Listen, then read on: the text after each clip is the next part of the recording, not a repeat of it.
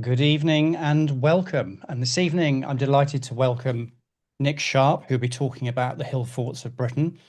And there's a bit more to this story as well, which I think will interest you all. Usual admin before we get started, and that is if you want to ask a question, please put it in the Q&A. We will endeavour to get through, or Nick will endeavour to get through as many of those as possible. Like I said, put your questions in the Q&A. And always, we must give a shout out to our funders, the Armed Forces Covenant Fund Trust. So this is going to be a presentation tonight, so because it's a photographic guide to Hillfort. So if we didn't show some photos, that would be a bit odd. So what I'm going to do is share my screen for everybody. Nick, can you see that? Yes, Excellent. I can see that. Right, over to you. Don't forget to tell me to next slide, please. Okay, if we go to the next slide, the book cover. Okay, so my name's Nick Sharpe. How did I come about writing a book? I never had any intention at all, but there were quite a few strands to put together how this book came together. When I was retired, I had a camper van. I got into drone aerial photography. I've got an interest in military history and general history as it is. I was recovering from a couple of health issues at the time, and what knitted this all together, all these strands together, was an unlikely source, a throwaway comment from an ex-fire service colleague of mine. I used to record my walks and put an aerial photograph on Strava, and he just put a throwaway comment, "When's the book coming out?" And that just got some cogs turning in my mind. And over the next few months, I managed to format together something that resembles this book now. I mean, it's a history book. I'm no academic, but it's a pick up and put down book. But it's also a guide because while I was out on the ground in my camper van, whenever I'm out and about, it's like a military operation. It is. I'm Google Earthing where I'm going to park. I'm recording the walk, taking the photographs, the gradient of the walk, and it's all recorded in this book. So it is a guide. So it works on a couple of levels. It's a history book and it's a guide. Okay, next slide. So we got the prehistory timeline here of the British Isles. So we've got the Mesolithic, which is the Middle Stone Age. And this is the period of time when the first hunter-gatherers migrated westwards into the British Isles. Then we've got the Neolithic period, 4,300 BC to 2,500. This is when the first farming communities migrated from the Mediterranean gradually up through Europe and into Britain at this time. And this is when the first clearances of forests took place for agricultural use. Next, we have the Bronze Age, a boom time, really, a really mild climate, population explosion, and still the clearance of land. Next, we have the Iron Age. It's called the period of the warlord and the development of Hillforts. At the time, during the Bronze Age, most settlements would have been a palisaded rampart with a ditch and perhaps a small area with an extended family and their livestock in. These defences were to stop predation, not only from humans, but back in those days, bears and wolves were still native to the British Isles. But about the period 1000 BC, towards the end of the Bronze Age, there seems to be an increase in the building of hill forts on the hilltops, being strongly defended with ramparts, ditches, and palisades. What would warrant this change in society? Questions got to be asked. So next slide, please. So if we cast our minds back to 2010, there was a volcanic eruption on Iceland when there was 0.25 cubic kilometers of volcanic rock and ash thrown into the atmosphere. And the result for modern day Europe and the Northern Hemisphere was massive disruption to air travel in the Northern Hemisphere for up to 8 days and longer locally in Iceland. Now, scientists have established that there was an eruption, a violent volcanic eruption around 1000 BC, and they've named it Hekla 3. And it was almost, well, they've been calculated 7.3 cubic kilometers of volcanic rock was thrown into the atmosphere. As you can imagine, it's been called a nuclear winter, as in dust would have reflected the sun's rays, the climate would have got cooler, rainfall increased, temperature dropped, no sunshine, harvests failed. And this period is estimated to have lasted a generation or longer. So the result of this would have been catastrophic for an agricultural society.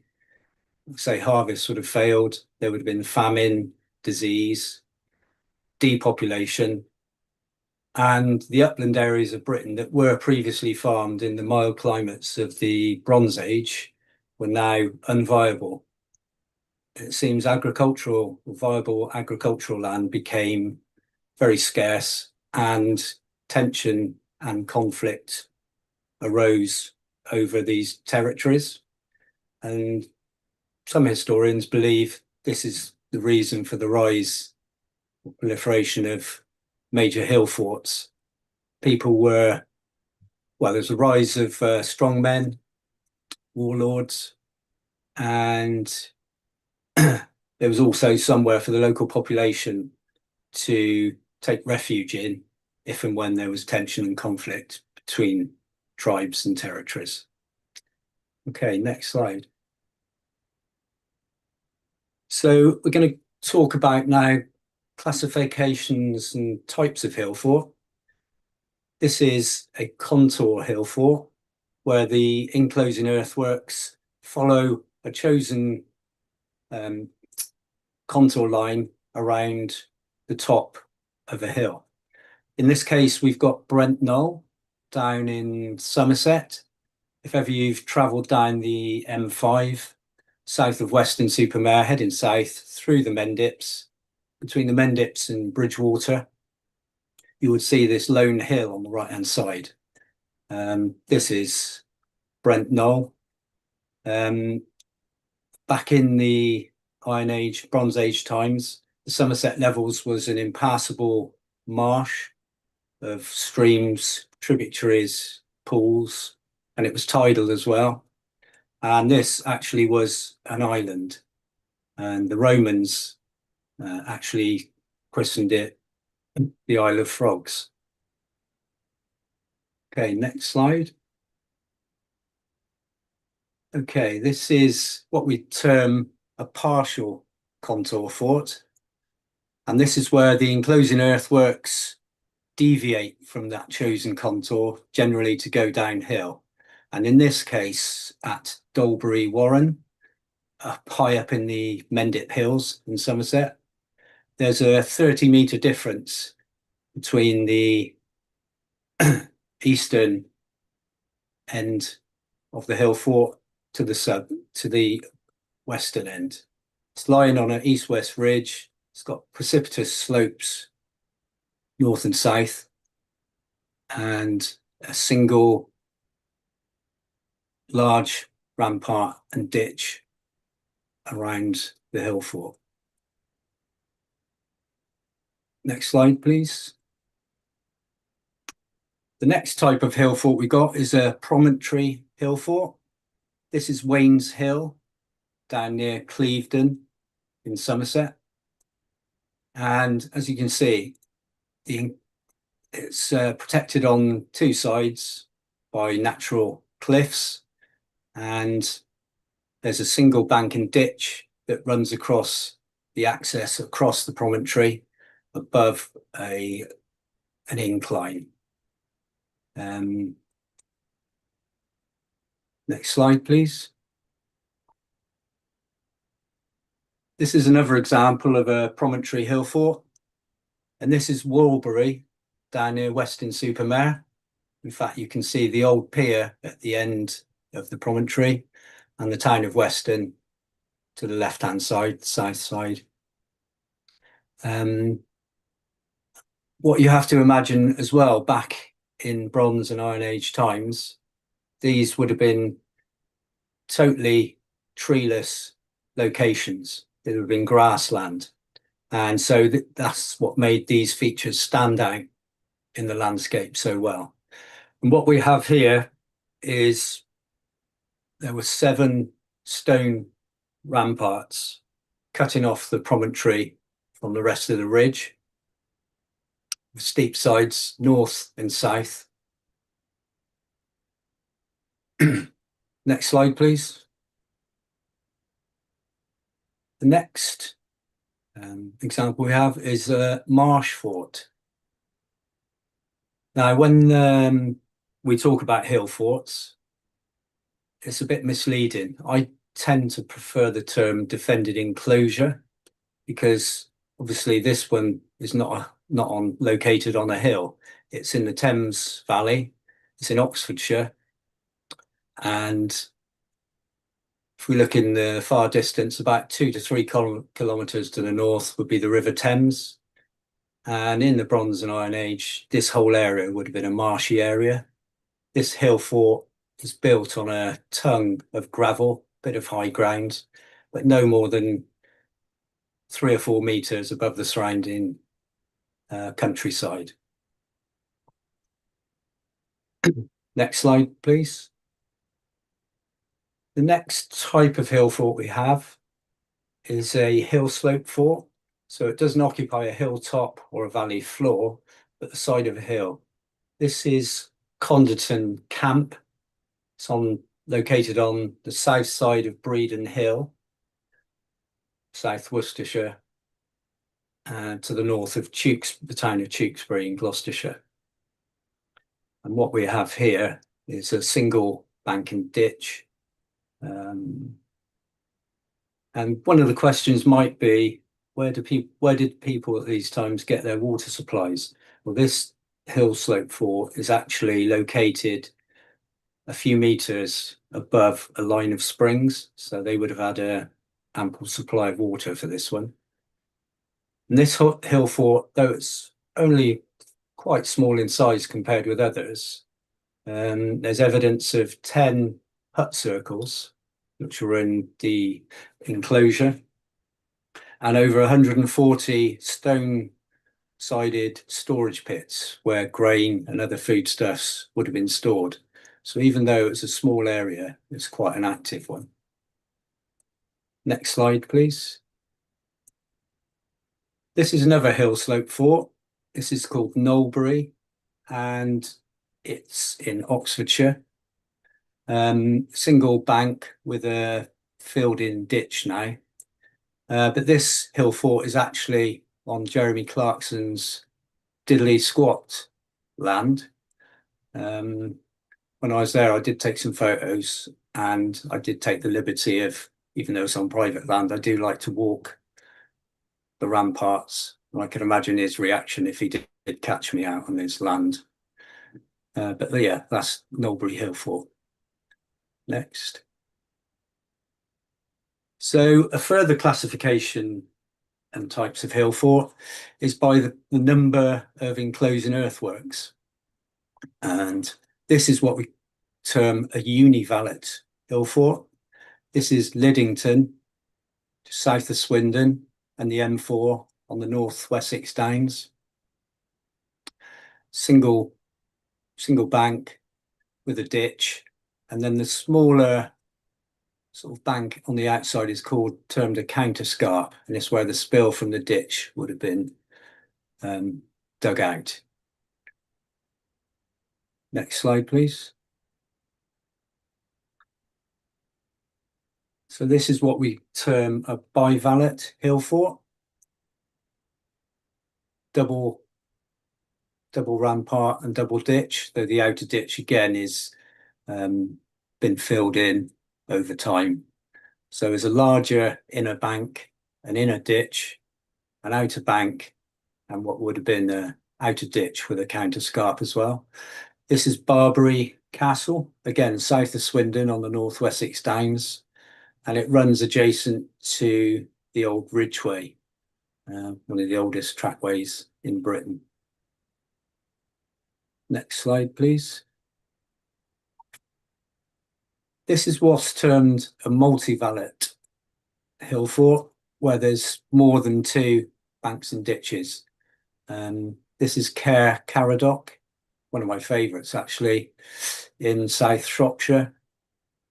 The third bank and ditch is probably an extra modification to this hill fort, and what it is protecting the weakest point of any hill fort, which was its entrance.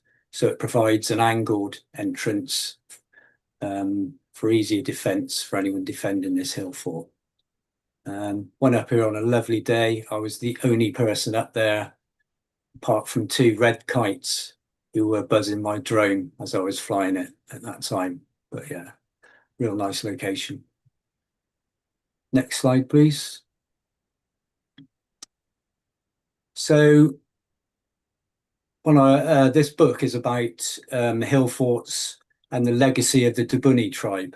I've narrowed it down to this tribal area, and from this map on the left-hand side, we can see the Dobunni have been located around the Severn Estuary and Gloucestershire, and its modern-day Gloucestershire and its neighbouring counties.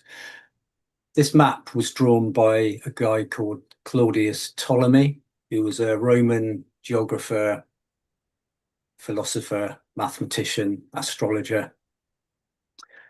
And he wrote this, well, he mapped this in about 150 AD, over 100 years after the Roman invasion of 43 AD. The names we have here are Latin, so the people of Celtic Britain wouldn't have called themselves these names. On the map on the right-hand side, we have a map of the coin distribution of Dobunnic coins. This was done by a leading numismatist or coin specialist called Derek Allen. And what he did is project, he worked out tribal areas by the excavated finds of Dobunnic coins and then projecting them onto the cultural territory. And as we can see, it's got a nucleus around Gloucestershire. And even though there's other coins elsewhere, probably through trade. So the Dobunnic tribal region, mainly centred in Gloucestershire, but extended down into South Gloucestershire, Avon, North Somerset, North East Somerset, Oxfordshire, South Worcestershire, and into Herefordshire as well. And to try and establish these tribal boundaries as well, we can use rivers. And Ptolemy did mention this as well. So to the west, we have the River Wye running down the border of South Wales and Gloucestershire. To the south, we can use the Mendip Hills and the Somerset Levels. It's an impassable sort of no-go zone between tribes.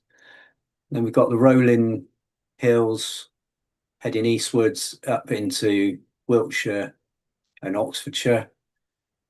The most eastward boundary we have is the River Thames. And then using the River Cherwell as it flows north to south as it joins the Thames at Oxford. That's the eastern boundary to the north. And then we've got the rolling hills of North Oxfordshire, Gloucestershire, across into South Worcestershire, where we've got Breedon Hill, which has got 3 hill forts on it, and across to Malvern Hills, British camp, and into Oxfordshire, where we Herefordshire, where we use the River Teme as a border as it flows from north to south down to the River Avon in Worcestershire. Next slide, please. So that's talking about the Dobunni tribal area. The last 2 summers, I've been out and about researching for my next project. The publishers seem quite happy with what I'm doing, interested in it. So the book is in the same vein. It's about a different tribal region, and this one's the Jura Treaties, which is centred in Dorset, South Wiltshire, extending across into Somerset and partially into East Devon as well. What we find with the Hillforts in Dorset is, on the whole, they're larger, more complex, more monumental than the majority of the ones in the Dobunni tribe. And Dorset is rich in prehistory sites. This one is Egerton Hill. It's a large, commanding, multi-valet hill fort occupying a chalk spur about 4 miles east of the town of Bridport. As you can see, it's got multi ramparts and ditches. Right, next slide, please. This one is Hambledon Hill, again in Dorset, occupying another chalk spur. It's got a site history dating back to Neolithic times, when there was a causewayed enclosure, and there's numerous barrows contained within the earthworks of this hill fort.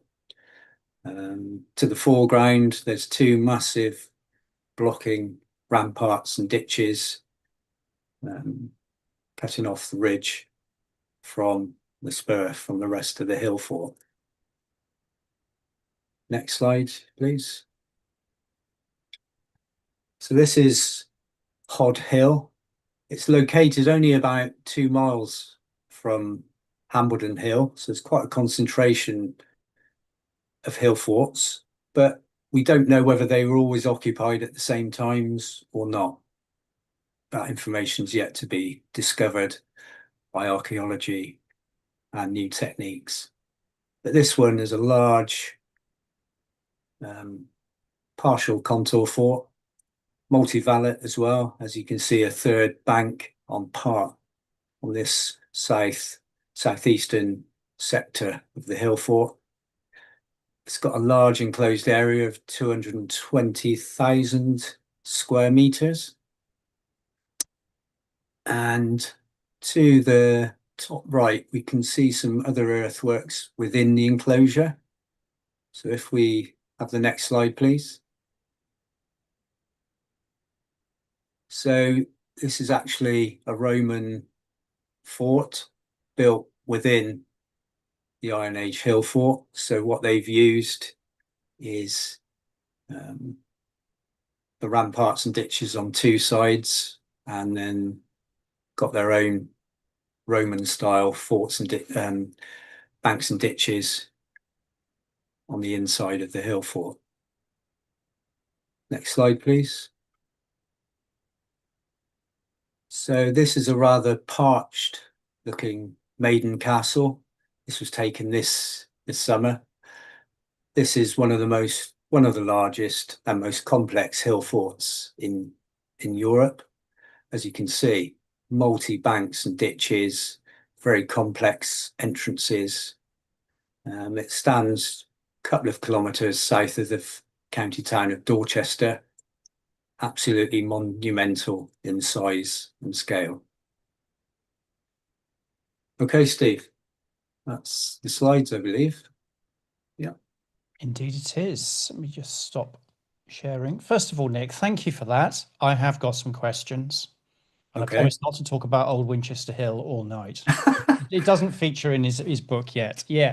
So, but before we get onto that, on a more serious note, before we started this tonight, we had a little bit of a preamble and discussion as to what spurred your interest and why, what is it about hill forts and why are you doing this, and a little bit more about your background, I think. And I think that's a story I think our viewers would be interested to hear.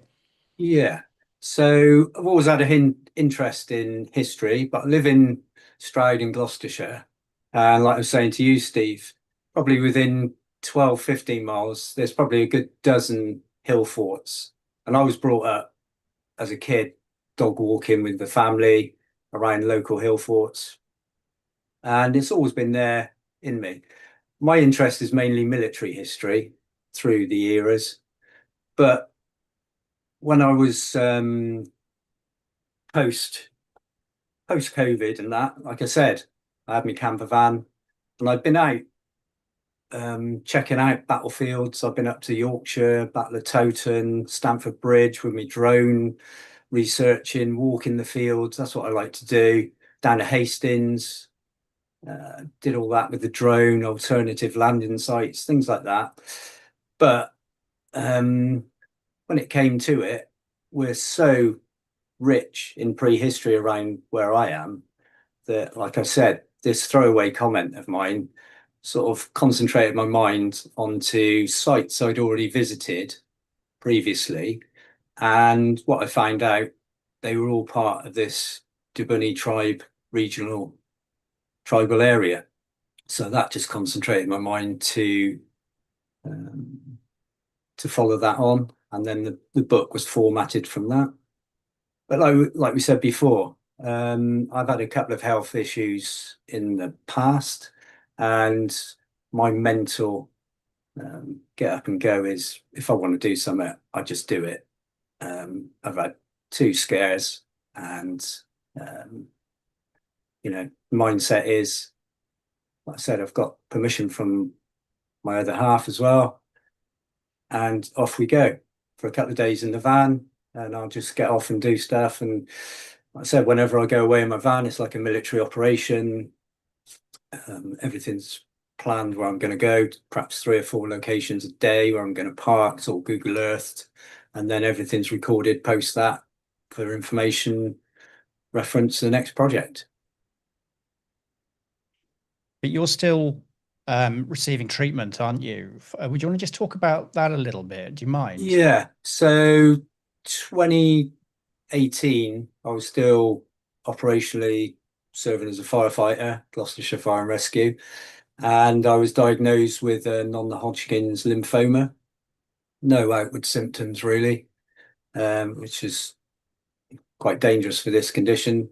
The one I have, predominantly, most people only go to their GPs or sort it out when they're stage 4, like I was, which is usually near end game. Luckily, managed to get me on a treatment plan. Had a really positive consultant.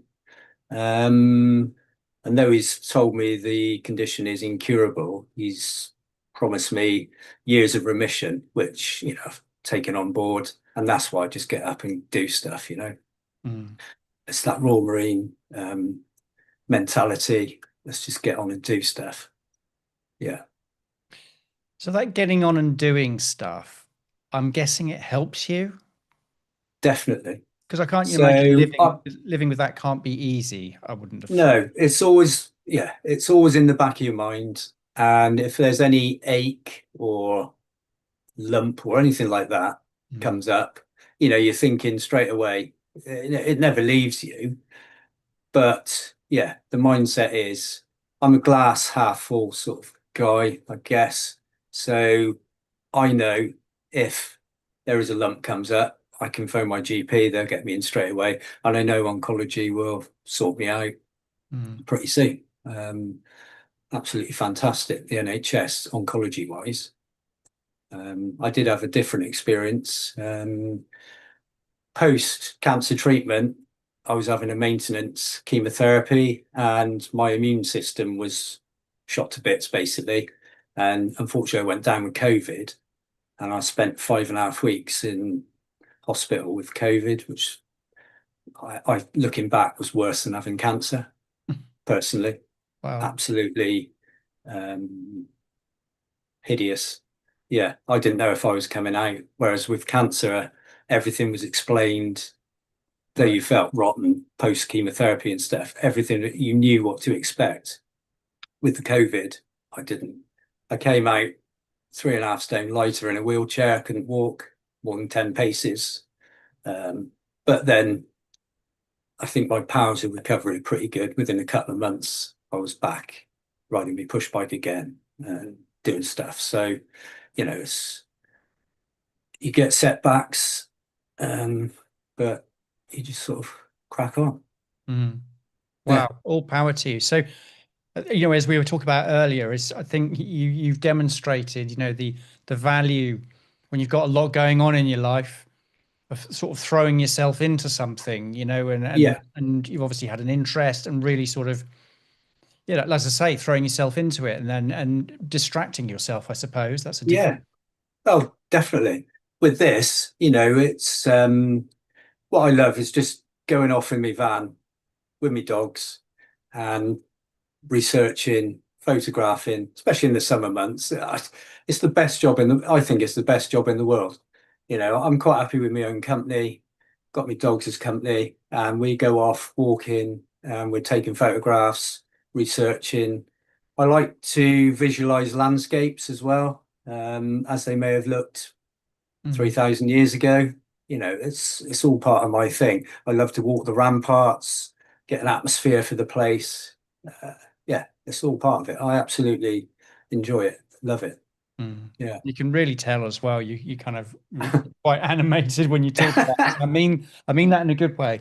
Yeah, We yeah, also need to talk about Hillforts, Nick.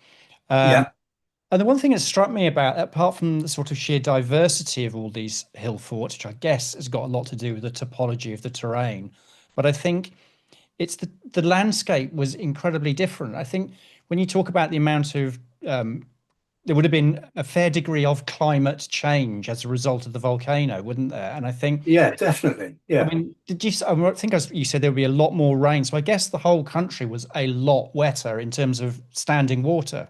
yeah. So what I've read and researched, the Bronze Age was a milder climate than what we have now. And, upland areas of Britain were agriculturally viable.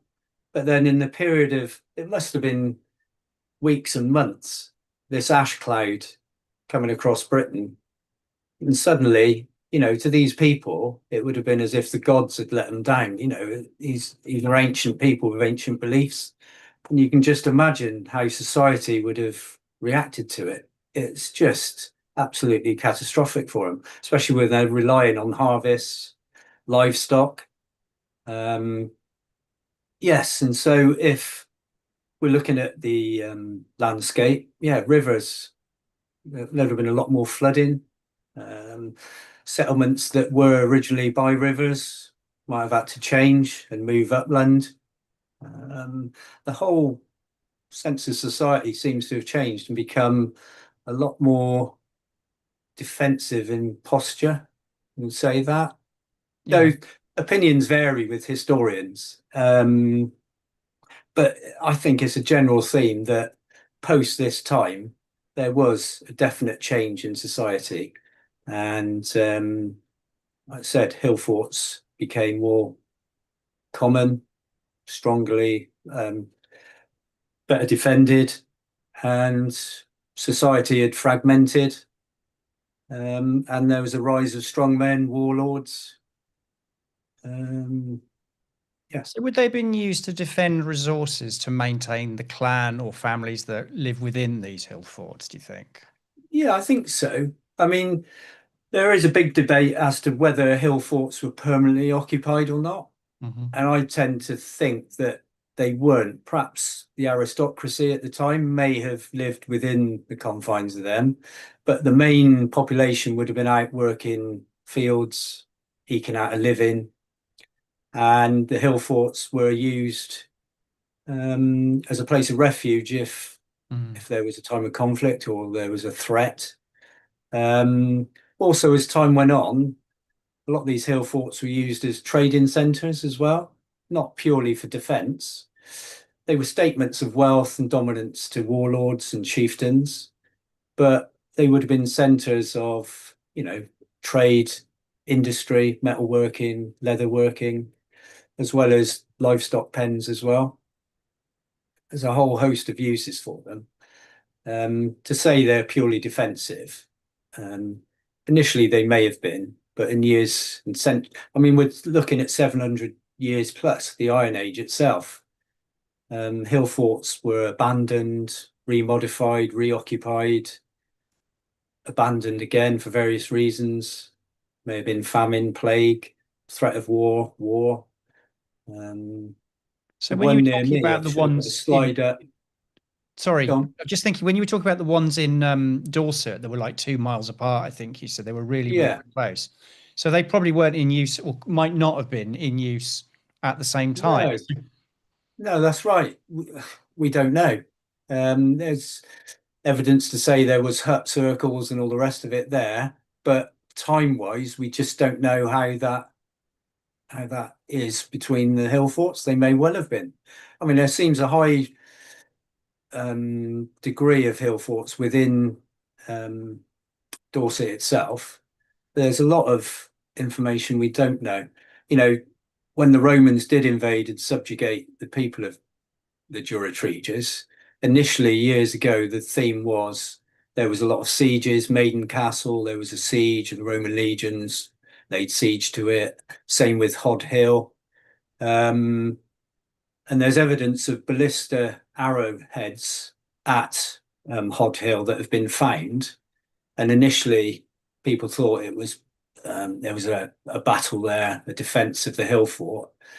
But the train of thought nowadays is the Romans were there with their garrison fort they'd built um, immediately preceding the invasion, and they were using the ballista as target practice, Mm. firing it, and that's why there's a proliferation of those bolts and arrows there. It's the mists of time. You know, you can speculate. Historians have got theories. You know, I've put a loose theory together about this. Yeah, until there's more definitive proof, we don't really know It's what went remarkable, on. isn't it, when you consider how many there are, how big they are, and often Yeah, very big, and yeah, yet we know so little. that's right.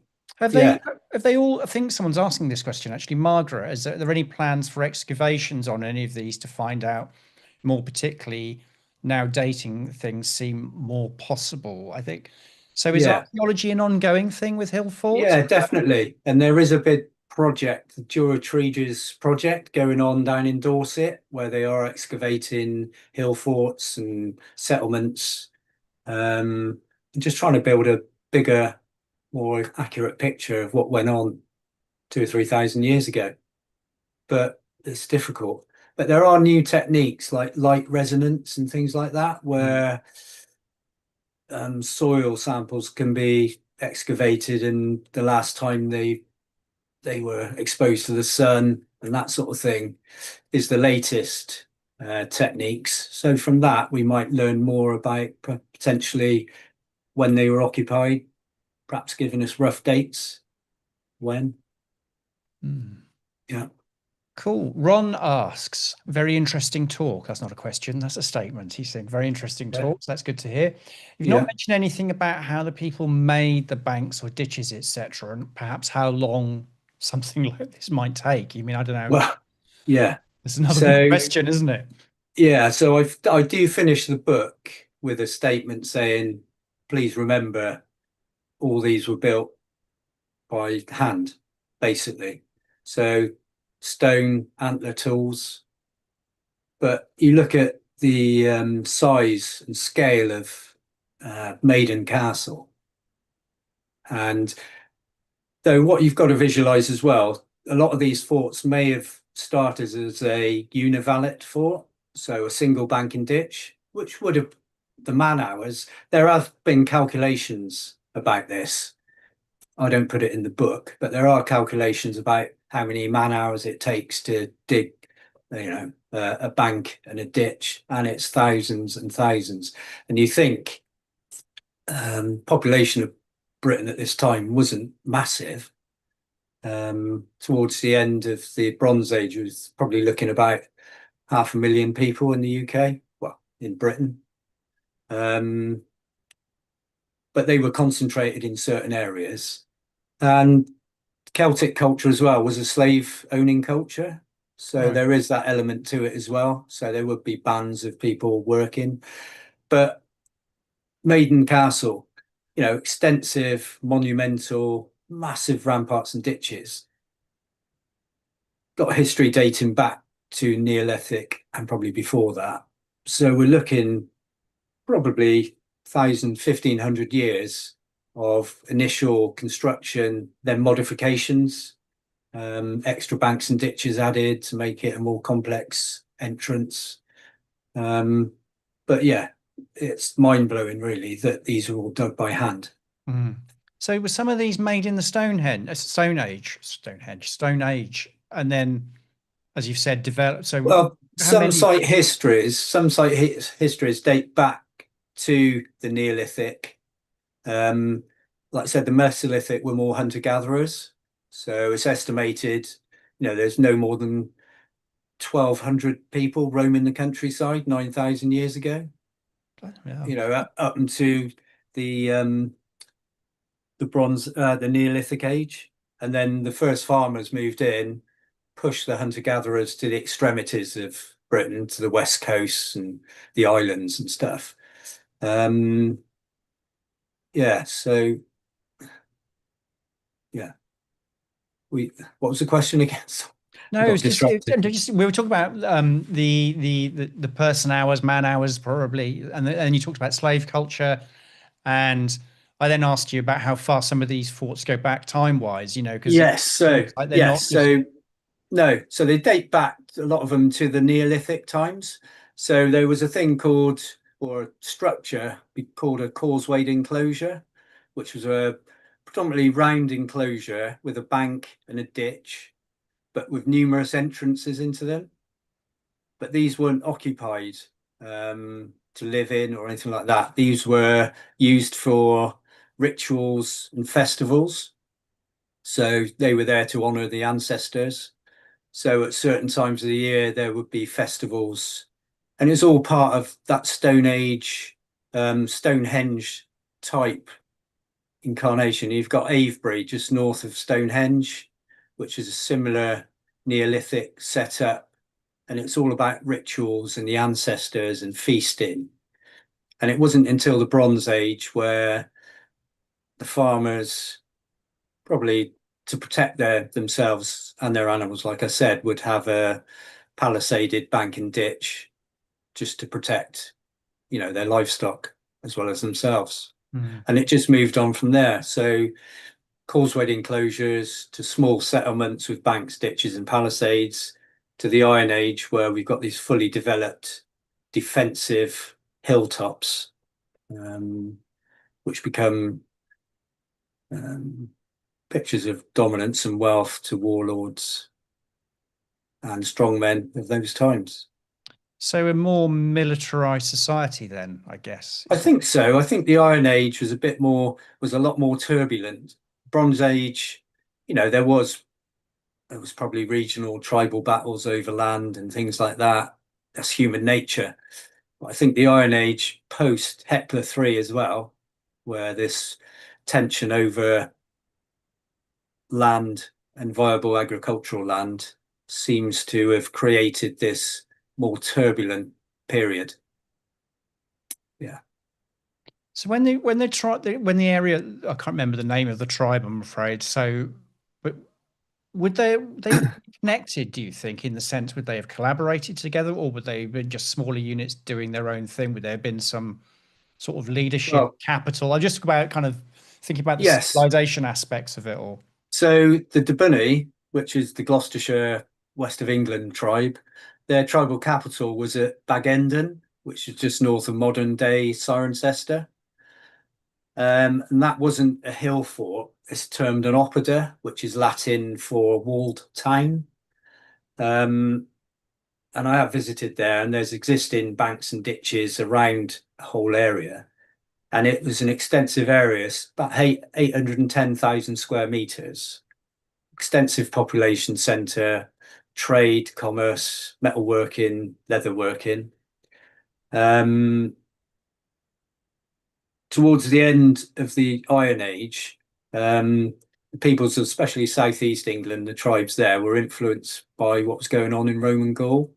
So hilltops had gone out of favour, and they did in southeastern Britain. And these oppida were the up and coming settlements, and they occupied usually track junctions and river valleys and crossing points for rivers. So they're more set up for trade and commerce than defence. Mm. And it seems Bag Endon, which was to the east of the Dobunnic tribal area, may have been influenced by the neighbouring tribes and what was going on to the southeast. But by the time of the Roman invasion, 43 AD, within a couple of years, the Romans had established Corinium Dubonarum, which is modern day Cirencester, about 3 miles south, and which made Bag Endon redundant. Corinium was at the junction of 3 roads, the Foss Way, Akerman Street, and Ermine Way, and it was a centre for sending troops here, there, and everywhere, trade, commerce, and Corinium became the capital of the Cotswolds. Yeah. So it's interesting that those two sites are really quite close together. So those They are, yeah, recognised by both the Romans and the tribe. Yeah, yeah. But it was purely because Corinium was on the Roman roads, and it was only 3 miles south of Bag Endon, but that made it redundant. Mm. And basically, whatever the Romans wanted to do, they just did.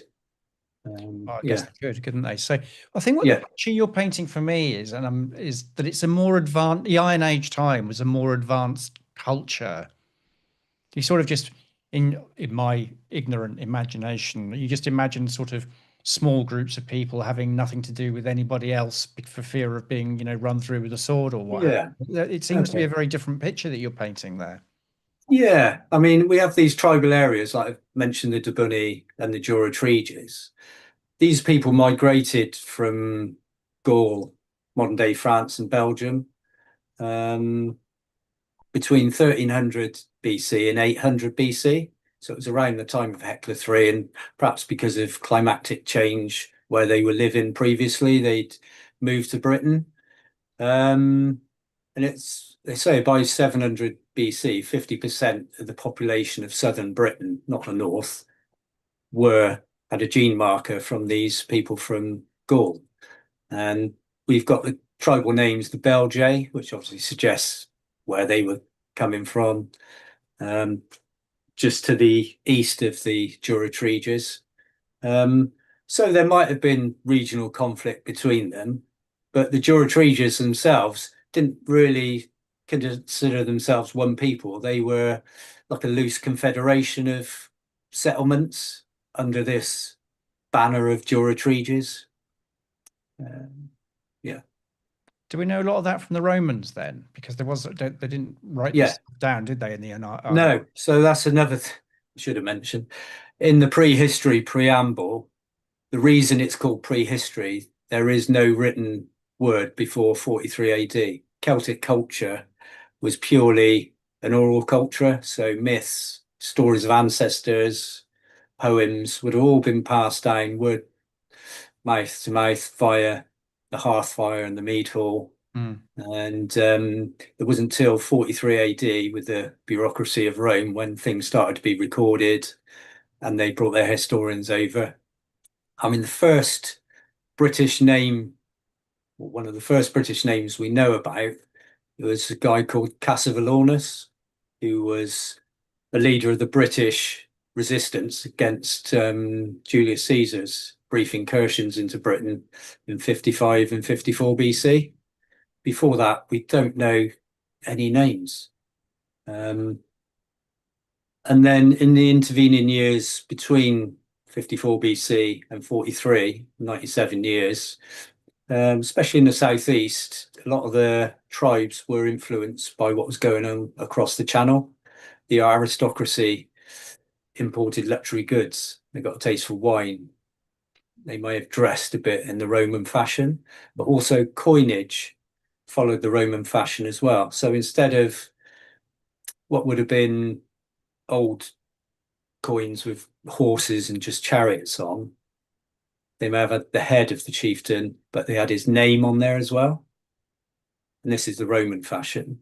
And this spread westwards. And in the decades around 43 AD, we have the first names of Dobunnic chieftains of Bodvok and Corio, because we've got evidence of them on Dobunnic coins that have been excavated. Wow. So, have you ever wanted to be an archaeologist? I watched Digging for Britain and I used to watch Time Team and I used to think perhaps I'd like to take part in a summer. Yeah, it'd be interesting. Yeah, but my You thing at the could, moment is the aerial photography. I yeah. mean, I've read books beforehand about Hillforts, and there was a lot of handheld photography, and you get a picture of a ditch and a bank, and it's what my wife would say, that's just another mound of grass. But with the advent of drone photography, it just opens up Mm, what are these special features, and it just shows them for what they are, and hopefully it promotes, and that's what the book's about as well, promoting getting out there on the ground, having a look round. I provide plenty of information of where to park and all the rest of it. It's what 3 words, 6-figure map references, all the rest of it. And just get out there and enjoy them because absolutely. they're there to be seen. Yeah. Have you heard of Operation Nightingale? No. Operation Nightingale is a veterans archaeological project. The chap that runs Okay. it, whose name escapes me, he's been on our podcast. He's very often on Alice Roberts's program, Digging for Britain. Okay. Yeah, yeah. I'll send you some stuff after this, well, not tonight, I'll send you tomorrow.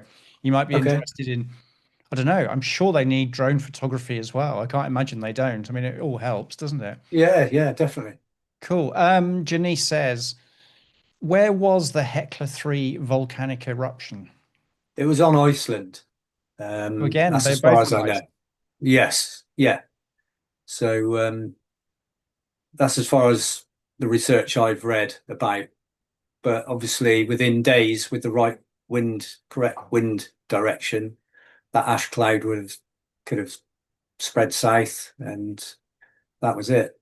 Hmm. And with that amount of volcanic rock and ash, I mean, yeah, it would have lasted for years, I think. Yeah. Oh, I mean, And the aftermath of it, yeah, it's just catastrophic for the people living underneath it. so it must have decimated populations, I surely. think it did, yeah. Well, there was definite depopulation. It would have led to famine, disease. Um, like I say, ultimately, conflict and tension over agricultural land, Mm. which creates the whole problems of regional conflicts and warfare. Yeah, Sounds familiar, doesn't it? yeah, it does. Yeah, yeah. Does. Human nature, I believe. Yeah, Yes. Yeah, I think you're absolutely right. So, Old Winchester Hill, Nick, I promised to mention it again. And this is for everybody who doesn't know, it is near Winchester. It is the last Iron Age fort that I have visited and had no idea. It was an absolute nightmare to find anywhere to park to walk unless of course you're local. So I would say that Nick's book would be invaluable just on that one point because it was a tiny little car park for this enormous yeah. this Iron Age fort. But there are lots of other Iron Age forts. I guess when are you going to do Hampshire? I think being completely Ooh. self-interested. Yeah, so that would be the Belgae tribe. Um, I don't know. I mean, I've got this Duratriges one now. I've finished all the photography. It's now the plan is to spend the winter sort of getting it all put together, knit it all together, and put it out sometime next year to the publishers. Hmm. Um, I was planning on the next project to be, I'm quite interested in Roman Britain from the air, maybe. So maybe that could be You could another go project. there and then on to Portchester Castle.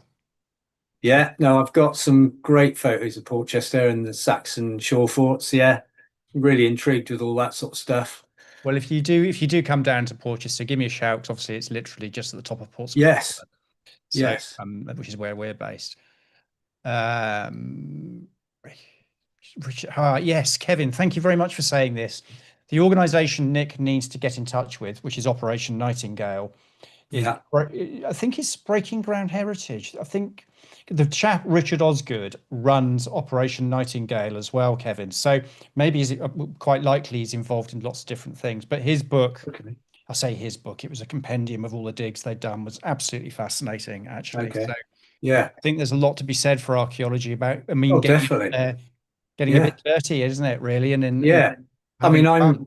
I'm just skirting around the edges, taking photographs of what I see, but the actual archaeology, that's digging up the information that provides, the evidence of what potentially happened in the past. I'm just Yeah, but I recording think, what I'm seeing now. yeah, but I don't think you don't do yourself down. I think it's important, yeah, we get to see, because I think that's what will attract people to it. Not Oh, every, definitely. That's I think it's really important. I mean, with the book itself, the publishers added the word guide. They asked if I include the word guide into it because they knew it would appeal to tourists, American tourists, all that crowd. And yeah, fantastic. Let's do that. Um, Cool. I just want to say as well, I was saying about hill forts and dispute some of them, they're not hill forts, they're defended settlements because they're only meters above. I am in the mind of perhaps putting defended settlements in the title of the next book, but as it's long-winded enough, whether that's a go, I don't know. So hill forts and defended settlements, I don't know. But I Doesn't think roll that off the more tongue. accurately describes. But I think the Hillfort angle does get people. It sounds better. It's more dramatic, I think. Yeah. Well, it piques my interest. So, if Yeah. an audience of one, you've done well. Okay. So, listen, when you finish your next book, please let me know if I don't find out through pen and because I'd love to get you back on here talking some more about this because you're Okay. obviously a really knowledgeable chap, and I personally have really enjoyed that. Pretty sure the audience has. Okay. So it really just leaves me to say, Nick, thank you so much for doing that, and also for sharing your story as well, because I think that's a equally important part of this. I think in terms of Yeah. what motivates you to do what you do. Okay. Thanks, Steve. Thanks for inviting me on board, and I'm glad I've been able to get the information out there for you all. You have perfect job. Thank you so much.